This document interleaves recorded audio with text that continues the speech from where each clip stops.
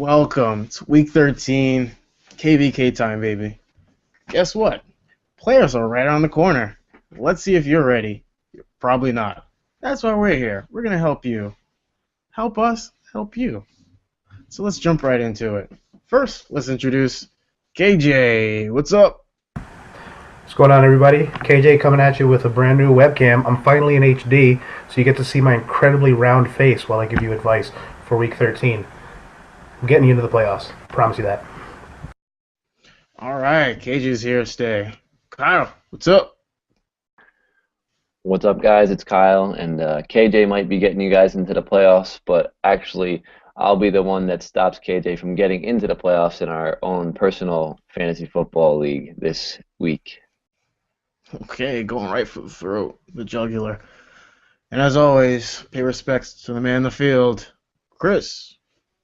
Hey guys, Chris here.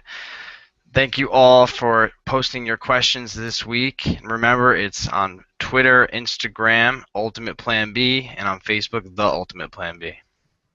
All right, that's our man in the field. We visit him soon. So I'm your host, Rodaus. So let's jump right into it without further ado. Like we like to do, our starts and our sits. Take a look. So we have some pretty edgy matchups this week. So let's see how we're going to get into it. All right, first off, KJ. Who are your top two players that you're going to start or sit this week? So one of my starts this week might seem like a super obvious dude, but if you're like me and you saw him the matchup that he had last week against San Fran and you benched him, you made a huge mistake like I did. Alfred Morris. So he's kind of a no-brainer. Yeah, you should be starting him, but I think he's a good start for the remainder of the season. The dude's got an awesome schedule, and they're going to keep using him. They might have a rotating set of quarterbacks in Washington, but he's the one constant. So I think Alfred Morris is good to start for the rest of the season, all the way through the playoffs. Number two? Number two is his teammate, Deshaun Jackson. So, as an Eagle fan, I know that Deshaun gets worse the colder it gets. So I think his numbers are going to continue to be bad. He's been bad the last 2 weeks, and he has yet to have a really good game with RG3. So as long as he's behind the helm, I think Deshaun Jackson's a guy you're going to want to keep on your bench for a while. All right, that's an Eagle player you don't want to see anymore. So, Kyle, top two players, what you got? All right, this is also something for the rest of the year. Rashad Jennings, I'm definitely starting him in all of his matchups the rest of the year just because of pure volume. He really hasn't looked that great running the ball since he's been back, but in the 2 games he's been back, he's got 37 carries and he's got 12 catches already.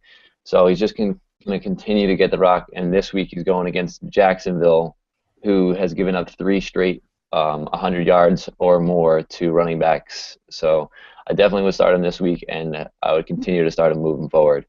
And then my sit for the week is Anquan Boldin. I know he's coming off a pretty nice game this past week, but the fact is that he's just so hit or miss, really, just because of all the weapons that they have on San Francisco. I mean, look what happened to Vernon Davis this year. But Anquan Boldin's had 0 touchdowns his first 5 games this year, and he's got 4 touchdowns his last 6. But he's going up against the Seattle Seahawks defense that is number 1 against the fantasy wide receivers in the entire league. So I would say that this week is going to be the down week for Anquan Boldin and probably start to continue that trend. That sounds like a plan. 49ers have been a little shaky lately, so let's see how they mixed it up. All right, so looking at that list again, got a lot of questionable starts, a lot of questionable sits as always. So, one that sticks out to me, being a Houston Texans fan, KJ sitting the Texans D going up against Tennessee. Why so? So I'm sitting the Houston defense, even though they've been really solid this year, because of this rookie, Zach Mettenberger. The dude played great against the Eagles, against a defense that can mix it up a little bit. He got pressured in the backfield and still put up a good fantasy day. I think in a matchup against Houston, I don't doubt the kid. I'm going to bench the Houston defense this week. All right, so we'll see what he can do. And one thing I did notice in the Kyle starting the Texans D. Why so? Because you're going against Zach Mettenberger. The reason why I'm starting them also is because Zach Mettenberger last week had to throw the ball a ton because they were down a ton to Philadelphia. Tennessee and Houston, especially Houston now, I don't know what quarterback they're going to go to, but this game is going to be ugly to watch. It's going to be low scoring, and Mettenberger's not going to have to throw a lot. The Titans' offense has already given up 2 defensive touchdowns the last 2 weeks. It's going to probably be another one this week for the Houston Texans. I know they got a guy in the name of J.J. Watt that's got a nose for the end zone. So I think that they'll get a nice start out of Houston Texans this week, and Zach Mettenberger certainly won't throw for over 300 yards this week.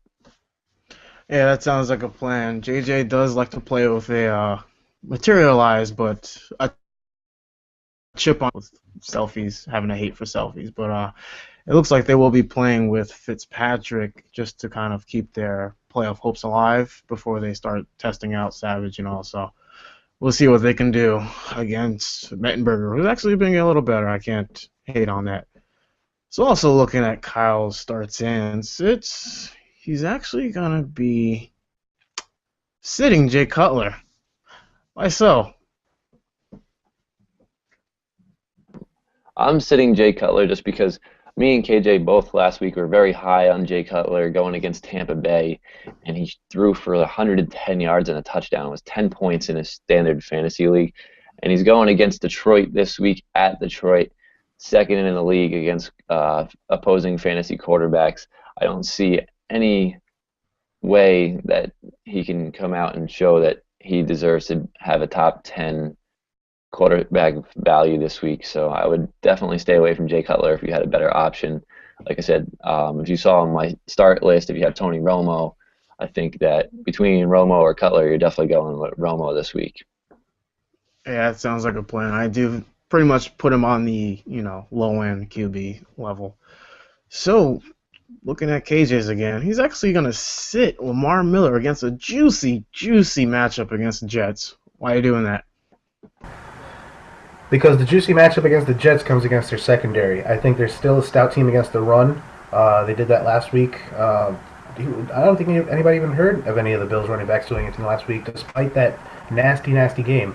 So I think Lamar Miller is going to be a quiet dude. It's going to be all about Mike Wallace. Charles Clay is a guy to look out for. And that Jarvis Landry dude is a beast. He's been playing really well. He's getting open for Tannehill. He's becoming one of his favorite targets. So, yeah, the secondary is going to get victimized, not the guys up front. All right, I can hear you on that one.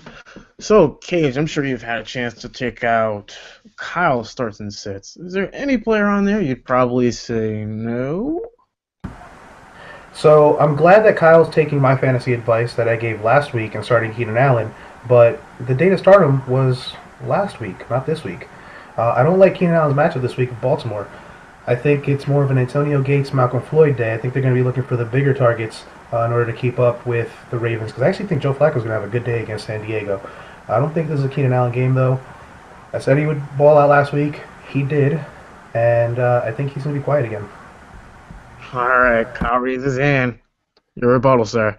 I would just like to add that the Baltimore Ravens are 31st in fantasy football against opposing wide receivers, and Keenan Allen gets at least 8 targets in every game. So if you're getting 8 targets against one of the worst defenses against wide receivers in the entire league, you almost have to start them, even if you're starting Malcolm Floyd or Antonio Gates, which I'm actually sitting Antonio Gates. If you looked at it, he's got 0 touchdowns since they played Denver, which feels forever ago. So I'd say Keenan Allen is definitely the guy to start out of that entire air attack this week.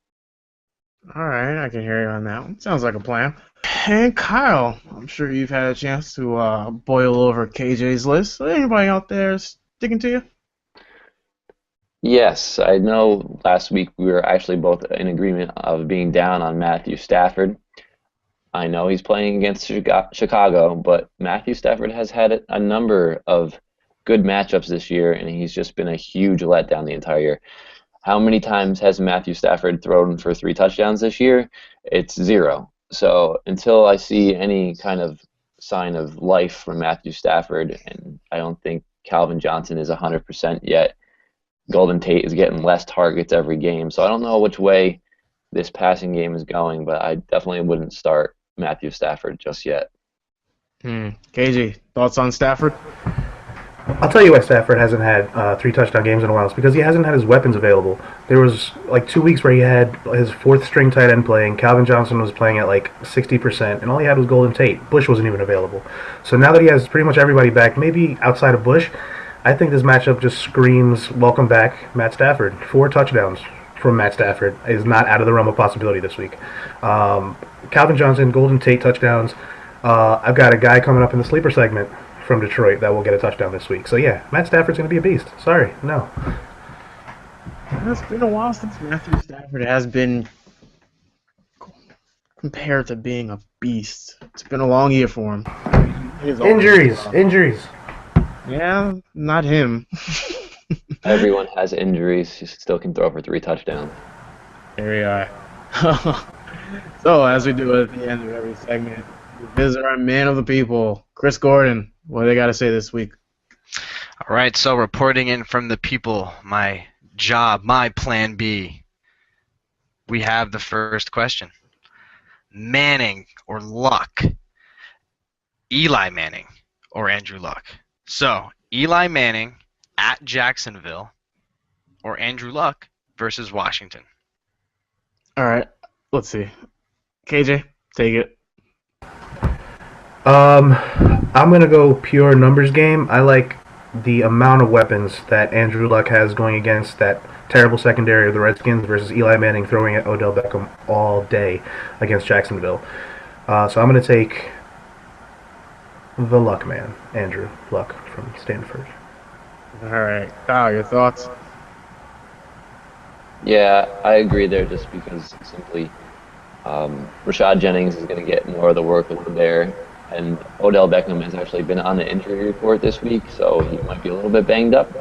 Andrew Luck, like KJ said, way more options there. Dwayne Allen might be back this week as well, so I would go Andrew Luck this week for sure. That makes sense. That makes sense a lot. Jacksonville has been actually showing a couple, not a lot, but a couple flashes of having defense. Couple. So, back to Chris. All right, so the second question we have is a running back question. We have Joique Bell versus Chicago or Fred Jackson versus Cleveland. All right, that's a nice little question. Kyle, what do you got to say for that one? Fred Jackson actually looked pretty good this past week against the Jets for the amount of touches he got. He did get a touchdown. And I guess he's not as injured as we thought because they were even using him on punt return, and usually you would think you wouldn't put a veteran running back that's a little banged up in your punt returns. But if he continues to return punts, that's also going to add to his value. And Joique Bell, the situation in Detroit, even though Reggie Bush might be out, I don't trust any running back there. Theo Riddick goes in on the third down plays. He's the guy that's catching the ball out of the backfield, and Joique Bell just I don't know if they're going to really give him too many red zone looks now with a couple of their tight ends coming back and Calvin Johnson getting healthier. So I'd definitely go the other way on this one. All right, makes sense. KJ, thoughts? I'm gonna go with Joique Bell in this situation. Actually, I honestly think this game's gonna be a blowout. I think Detroit is gonna destroy Chicago. So I think Joique's gonna be looking at a pretty good workload. I think he's looking at 15 to 18 carries. And yes, I do worry a little bit about Theo Riddick taking away opportunities on third down, but Joique is still the better back. So I will take Joique over Fred Jackson because you don't know if he's going to get hurt again. He's that guy. So yeah, Cleveland's run defense is okay. I don't like the matchup. I definitely prefer starting every Lion you have this week. All right, and there you have it. Those are the questions from the people for our starts and sits. So, usually we would go into our buy low, sell high segment, but you know what? Trade deadline is come and gone. So, you can't mooch off of anybody else. It's time to do it yourself. That's why we'll move it along to our plan C's, our sleepers. So, like we like to do now, we'll show you the matchup from last week between KJ versus Kyle, and let's see how that fared. Okay, so it looks like Kyle kind of evened it up. All right, 1 for 1 now. Okay, not bad. So, let's go to the winner. Kyle, Is there anybody you are especially happy for from last week?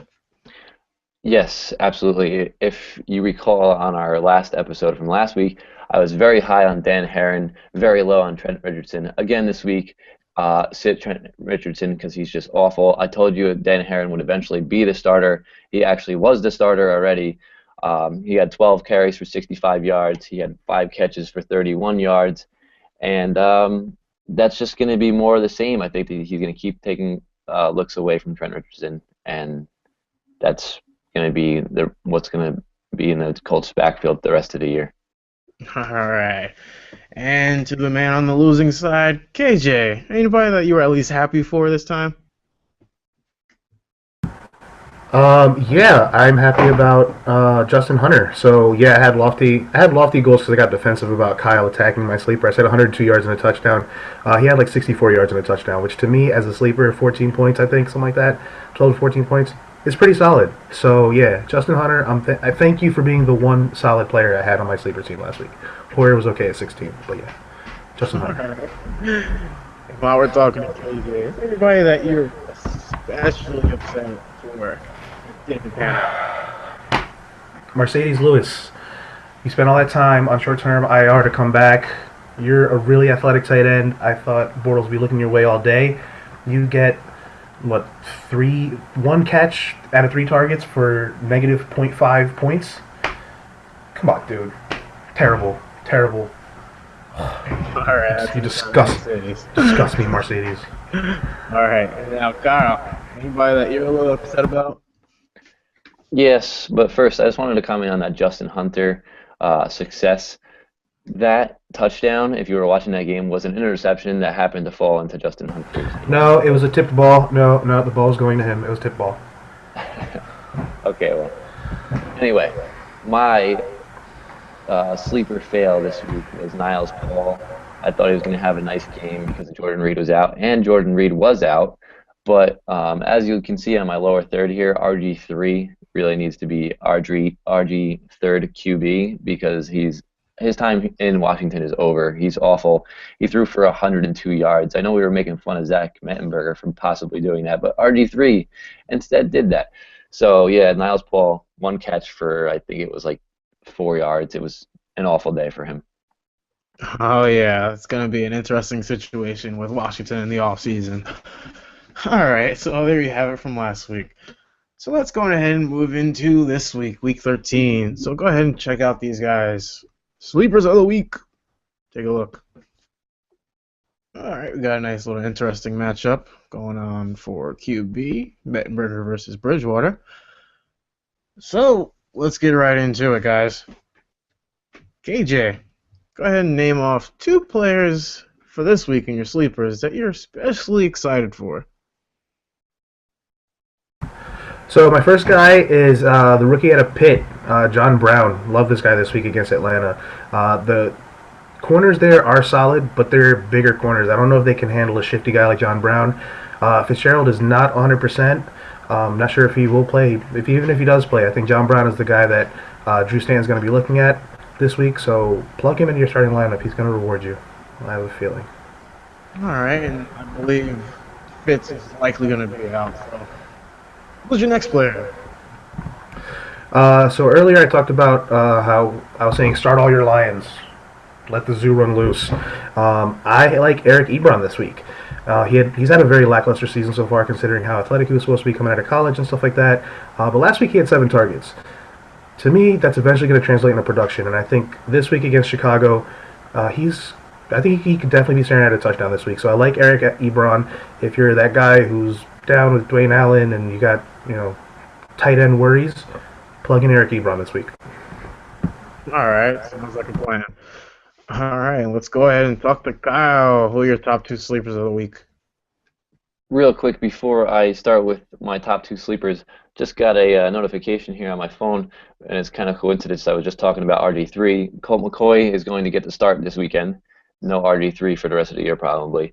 But my first sleeper here is going to be Pierre Thomas for the New Orleans Saints against Pittsburgh because he is owned under 50% of the leagues, and he got 11 touches last night. And if you watch the game at all against the Ravens, Mark Ingram continued to fumble the ball on the goal line. He fumbled twice on the goal line, got it back, but still, after that point, it looked like they didn't really trust him anymore. And they might be going more towards Pierre Thomas, especially in the passing game. So PPR, he's going to probably have a nice game. And then my other sleeper pick that I'm pretty happy with is the Bengals defense, who is also owned under 50% of leagues. Um, the Tampa Bay Buccaneers quarterbacks have only not thrown an interception in only one game. And the last two games for the Bengals, they gave up 10 points to the Saints and 13 points to the Texans. So I think they're really starting to turn a corner. Bengals do look like a pretty good team right now, so I would definitely start the Bengals defense this week against Tampa Bay. All right, that makes sense. So we'll see what happens with Pierre Thomas. Last year he was a pretty much of a workhorse, but then things got pretty mixed up with that whole setup.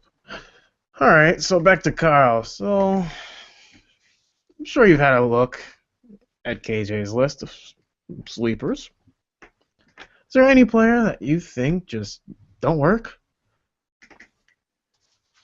I think the only reason why KJ would say to start Andre Williams is because he gets those short line to go and goal line carries and stuff like that. But if you watch the Giants game this year, this guy is a bum. He does not hit the holes. He doesn't make anyone miss. If anyone gets to him in the backfield, he's going down. I've never seen so many negative plays for a running back. The entire year, that's all I see from him is loss of 3 yards, loss of 2 yards. So you might get a chance for him to get a goal line carry, but if you're hoping that this guy's going to get you more than 30 yards, then you're really pressing for something because that's not going to happen. But yeah, I would definitely say don't go with Andre Williams this week, especially how high I've been on Rashad Jennings. I hear you on that one. He does have a couple balance issues, but we'll see what he can do. Jacksonville is a little over aggressive, so we'll see how he deals with it. Cage, what do you got to say about Kyle's?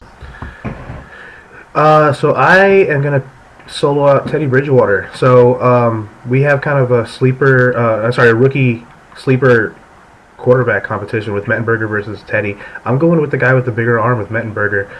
Teddy has had very run-of-the-mill production.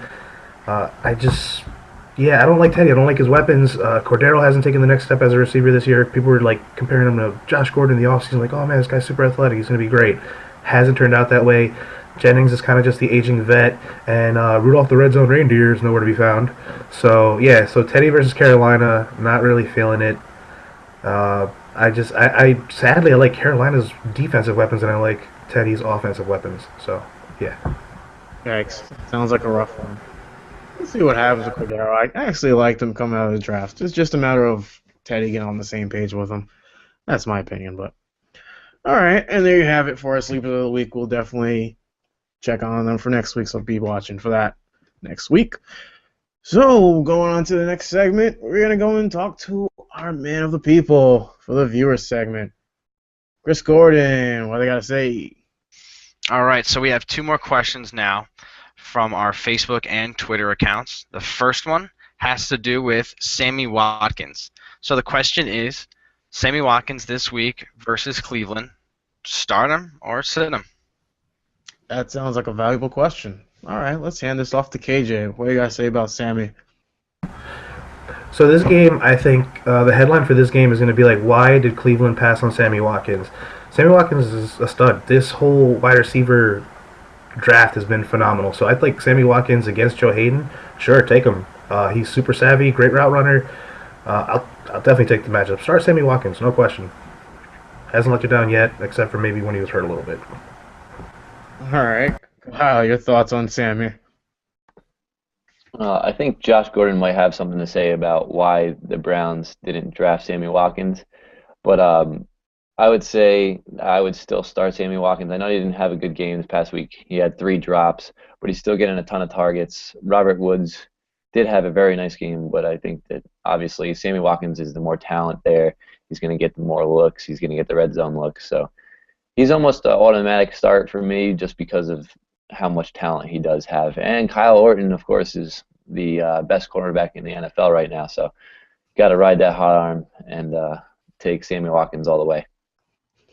Yeah, I'm sure they'll be playing Sammy pretty tightly, but unfortunately, I have to agree with Kyle on that one. Okay, so back to Chris. What's up? Kyle Orton, the best quarterback in the league? My Aaron Rodgers jersey has something else to say about that. All right, but to the question, yes. So the final question we have for today is a question of defenses. So, who are we going to play? We have the Colts defense versus Washington. Colt McCoy led Washington now. Or the Rams defense versus Oakland. All right, let's hand this off to Kyle. Which one you taking? I love the Rams defense. They were one of my sleepers last week. They forced a bunch of turnovers, got a touchdown on defense last week, and I'm going to go with them again this week, just because I think they're the better overall defense. Oakland, I know they got this kid Murray. He looks pretty great last week, and David Carr really hasn't looked too bad, but they're still prone to turning the ball over a lot. Rams get after the quarterback a ton, and Carr is a little bit banged up. He has a tendency to throw off of his back foot, and that can always lead to turnovers. So they're going to put a lot of pressure on Carr, probably stuff Murray, and I think they'll put up a nice outing this week. All right, KJ, thoughts?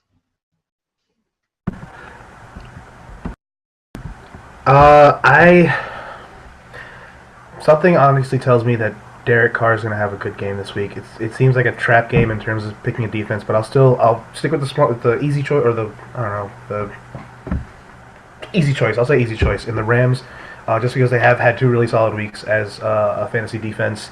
Whereas with Indy, I think their physical corners are going to give problems to Garcon and Deshaun, but I also think they're going to get gashed on the ground with Morris. So I guess I'll go with the safe pick with the Rams. But I am nervous about Carr. Why do I keep using my hand so much? That is a safe pick, actually. Because remember, when you were drafting for the season, Steelers was ranked pretty high as well.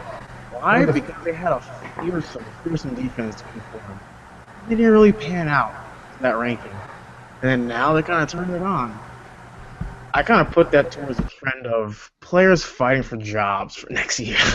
They didn't really pan out as a team, so they're fighting for a job. So that's why I think the defense is kind of turning on. All right, so back to Chris. All right, guys, that's all the questions we have for today. So please subscribe to our channel, The Ultimate Plan B.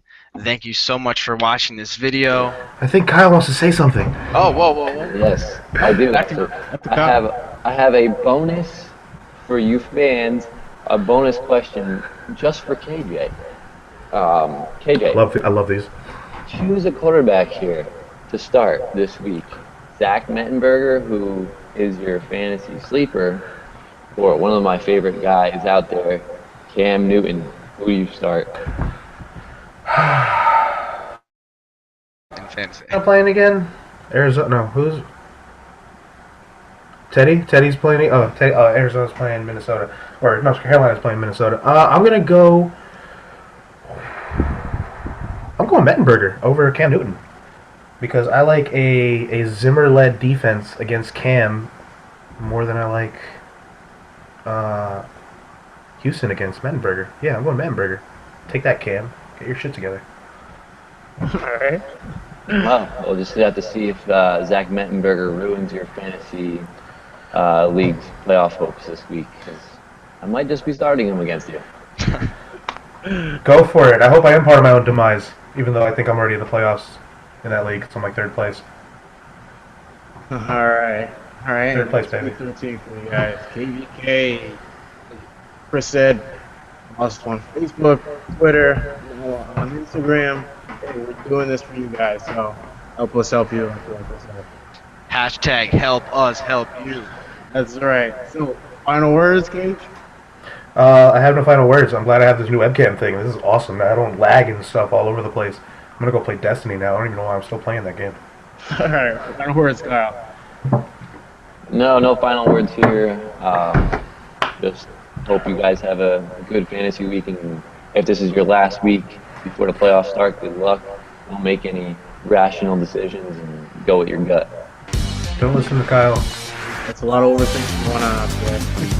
Oh, next week. Deuces.